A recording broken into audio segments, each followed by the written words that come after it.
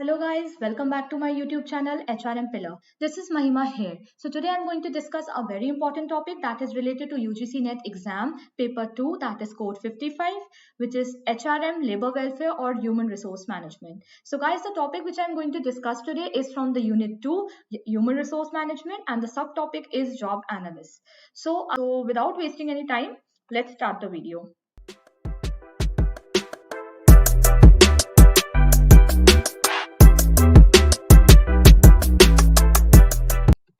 सबसे पहले contents as it is मैं जैसे भी हर वीडियो में डिस्कस करती हूँ वो डिस्कस करूंगी.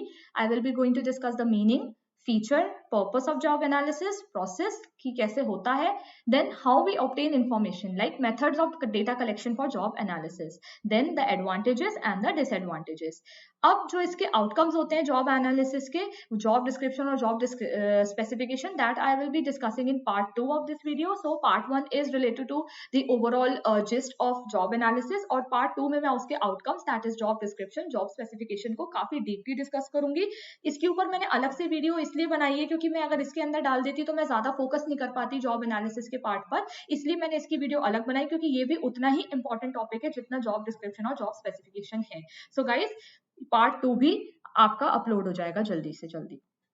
So meaning, job analysis is a primary tool in HRM. Job analysis refers to a systematic process of collecting the information. ये एक ऐसा प्रोसेस है जिसमें हम सिस्टमैटिकली इंफॉर्मेशन कलेक्ट करते हैं एक स्पेसिफिक जॉब के बारे में, जिसके अंदर हम उसकी जॉब की skills, requirements, roles, responsibility, work क्या है, प्रोसेस क्या है, वर्किंग कंडीशन क्या है, ये सब एनालाइज करते हैं. Okay, so it is a common technique which aims at providing a detailed information of a job related to an employee or related to a worker. कोई भी हो सकता है. So a job analysis is conducted by the employees themselves, or it can be conducted by the manager, or it can be conducted by the professionals or HR professionals, and it can be done for various purposes. किसी भी purpose के लिए हो सकता है. Purpose मैं अभी आपको थोड़ी देर में डिस्कस करूंगी. अब जो 3 मेजर कंपोनेंट्स होते हैं जॉब एनालिसिस के, जिसके ऊपर काफी क्वेश्चंस बन भी जाते हैं यूजीसी नेट के एग्जाम में. सी गाइस, मेरी जो वीडियो होती है that is related to UGC NET exam, तो मैं जो अपना क्राइटेरिया बनाती हूँ वीडियो बनाने का वो फोकस रहता है एग्जाम के पर्पस से. तो मैं काफी मैटर वो डालती हूँ जो एग्जाम में पूछा जा सकता है, इसीलिए मैं कहती हूँ कि आप वीडियो को पूरा ढंग से देखें because that will be useful for you only. तो जो पहला मेजर कंपोनेंट है that is related to work activity. Work activity क्या होता है? द स्पेसिफिक एक्टिविटीज जो कंबाइन होकर एक जॉब को बनाती हैं, क्या काम करना होता है आपको उस जॉब में, उसको वर्क एक्टिविटी कहते हैं. फिर आता है वर्कर के attributes. Worker attributes as the name suggest कि कौन सी क्वालिटी होनी चाहिए, कौन सी रोल क्या कहते हैं स्किल्स होने चाहिए, रिक्वायरमेंट्स होनी चाहिए एक वर्कर में या फिर एक एम्प्लॉय में जो उसको जॉब को करने में उसको जरूरत पड़ेगी, that he needs to do the job is known as worker attributes. And the third one is work context, internal and external environment जो कि जॉब से रिलेटेड होता है. इंटरनल एनवायरनमेंट में अंदर का ऑफिस एनवायरनमेंट आ सकता है, एंड एक्सटर्नल एनवायरनमेंट में आपका मैक्रो एनवायरनमेंट आ सकता है जिसके अंदर पॉलिटिकल, सोशल, लीगल, इकोनॉमिकल कुछ भी आ सकता है. सो जो 3 कंपोनेंट्स है मेजर जो जॉब एनालिसिस के होते हैं उसमें आता है work activity, workers attribute and work context. Okay, so second हम आते हैं स्लाइड पर, that is the features of job analysis. अब फीचर्स क्या होते हैं? सबसे पहला फीचर है it is a process of gathering the relevant and useful information from various about the various aspects of job, and it identifies the tasks which are required to be performed as a part of it. So अगर हम ये relevant information निकाल लें कि एक job के क्या क्या एस्पेक्ट है, तो हम एम्प्लॉय को अच्छे से बता सकते हैं that what task you need to perform daily, monthly, weekly and so on. So that's why job analysis is important. अब it approaches systematically defining the role, context, condition, human behaviour, performance standard and responsibilities of a job. तो ये approach ऐसे करता है कि systematically ये किसी particular job का रोल बताता है, कॉन्टेक्स्ट बताता है, कंडीशन बताता है, ह्यूमन बिहेवियर कैसा होना चाहिए एंड परफॉर्मेंस स्टैंडर्ड क्या होना चाहिए. It defines in job analysis only.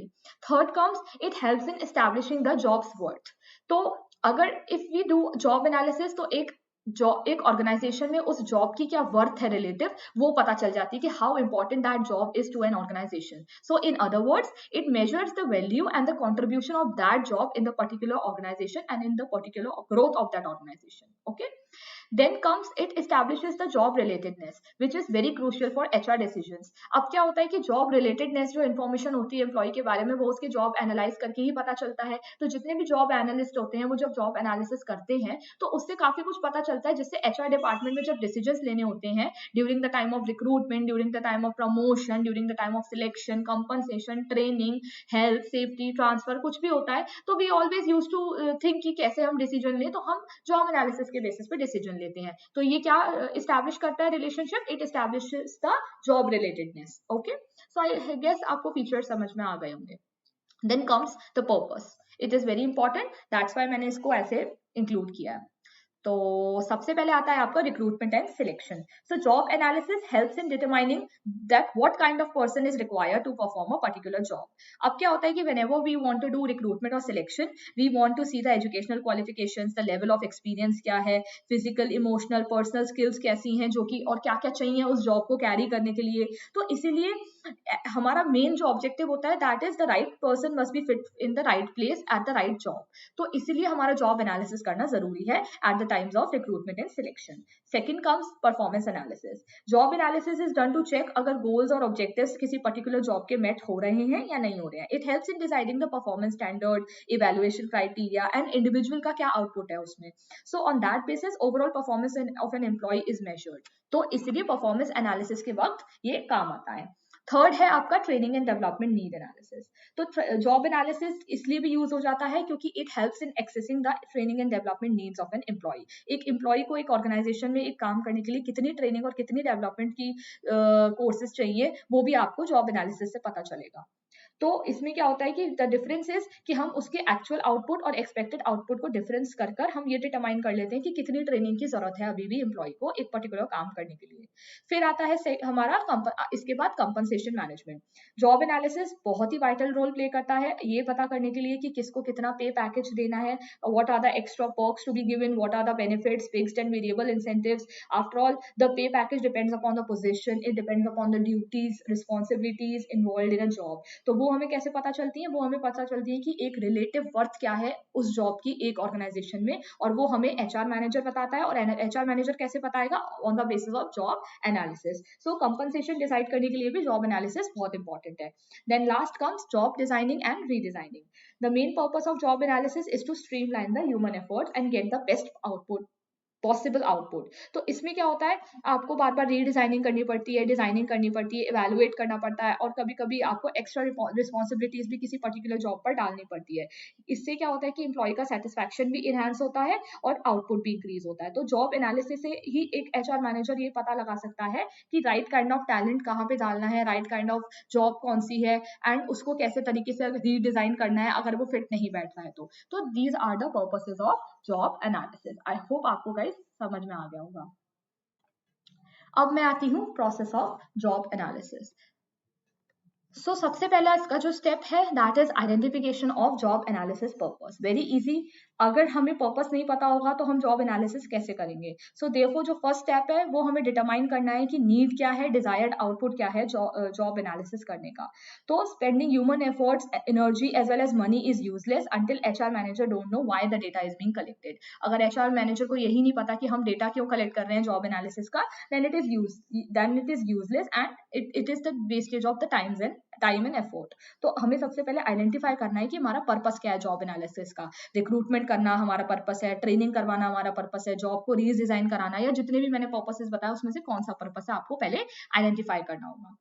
Then the second step comes as who will conduct the job analysis. Very important. Second most important यही है कि कौन कंडक्ट करेगा। Some companies prefer कि वो खुद ही अपने HR मैनेजर या HR डिपार्टमेंट से कंडक्ट कराएं, या फिर some companies think कि हमें कंसल्टेंट हायर कर लेना चाहिए क्योंकि उनको लगता है कि वो ज्यादा प्रोफेशनल हैं और वो अनबायस होंगे क्योंकि वो किसी भी एम्प्लॉय को पर्टिकुलरली जानते नहीं है। तो that can be a reason. So काफी सारे मेथड्स होते हैं कि हम इस तरीके से पता, हर कंपनी का अपना अलग मेथड होता है कंडक्ट कराने का जॉब एनालिसिस। सबसे पहले अगर आपने पर्पस डिसाइड कर लिया तो उसके बाद आपको ये डिसाइड करना है कि who is going to conduct that job analysis.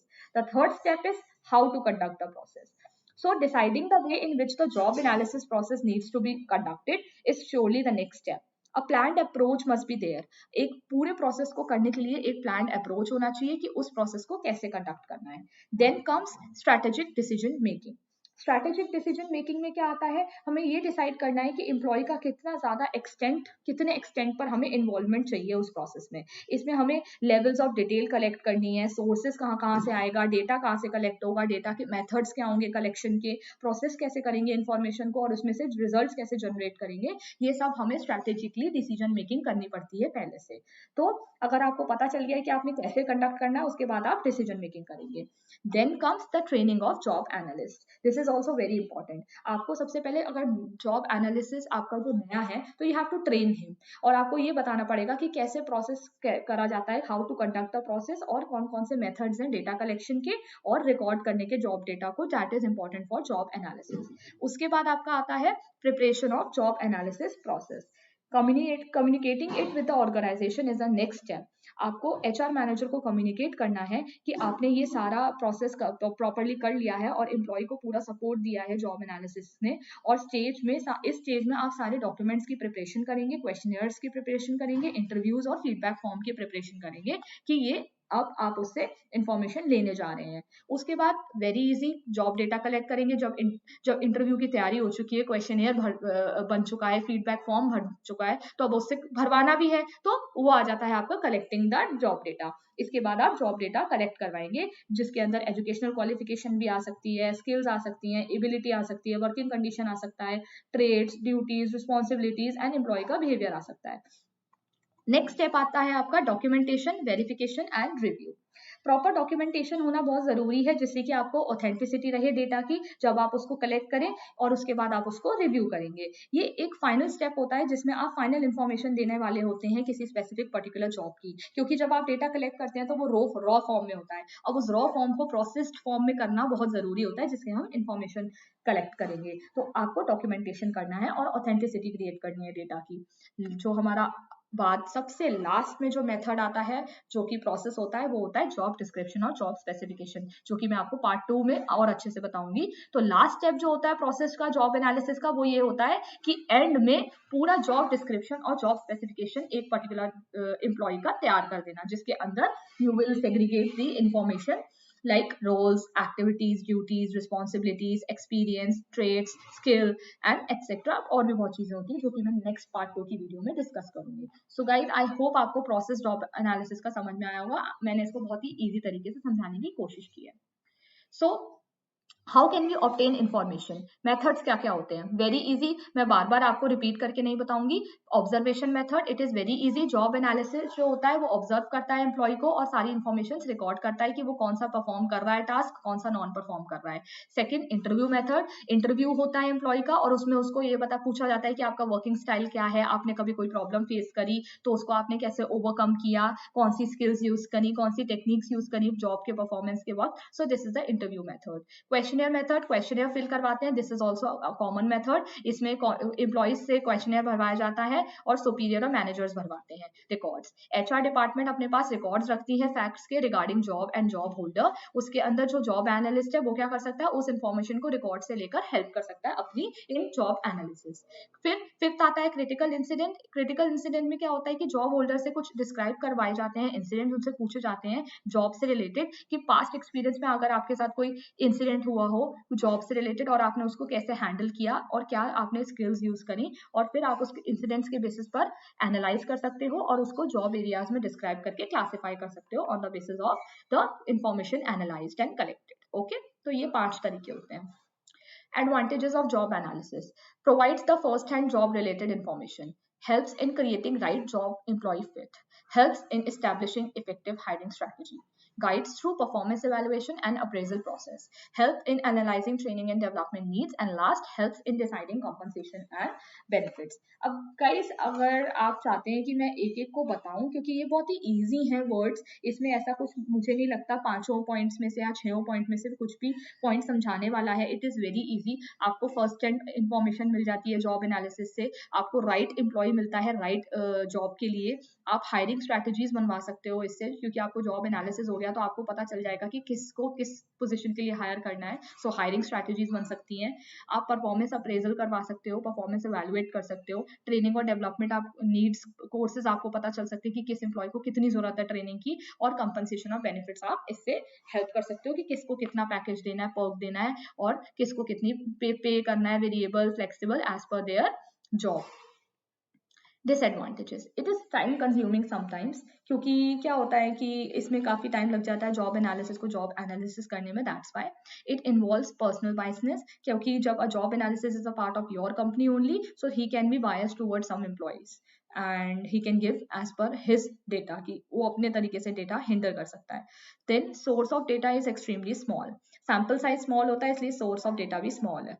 Involves lots of human efforts, इसमें काफी सारे एफर्ट्स यूज होते हैं जिसमें काफी सारी इंफॉर्मेशन आती है, इसमें कोई सेट पैटर्न नहीं है। जॉब एनालिसिस में नॉट पोजेस एप्रोप्रिएट स्किल्स और mental abilities can not be directly observed. तो इसमें क्या होता है कि मेंटल एबिलिटीज जैसे emotional characteristics, knowledge, aptitude, endurance, ये ऐसी चीजें होती है जो आप नहीं ऑब्जर्व कर सकते हो और इसको मेजर नहीं कर सकते हो डायरेक्टली, तो वो आप इसमें जॉब एनालिसिस में नहीं कर सकते हो। तो ये आपके कुछ डिसएडवांटेजेस होते हैं। So thank you so much guys for watching my video. I hope you like this video. मैंने काफ़ी intensively पूरा इस स्टडी करके जॉब एनालिसिस पर बहुत ही डीप वीडियो बनाई है सारे मैटर्स को कवर करके, इसलिए मैंने पार्ट 2 में जॉब स्पेसिफिकेशन और जॉब डिस्क्रिप्शन को रखा है, जिससे कि आप पहले जॉब एनालिसिस को अच्छे से पढ़ सके। आई होप आपको ये पसंद आई होगी। प्लीज़ आप सेकेंड वीडियो का भी इंतज़ार करें, मैं फटाफट से ये अपलोड करने के बाद सेकेंड पार्ट इसका अपलोड करूँगी। और till then you can subscribe my channel, share my channel, comment as well. This is Mahima signing off from the video.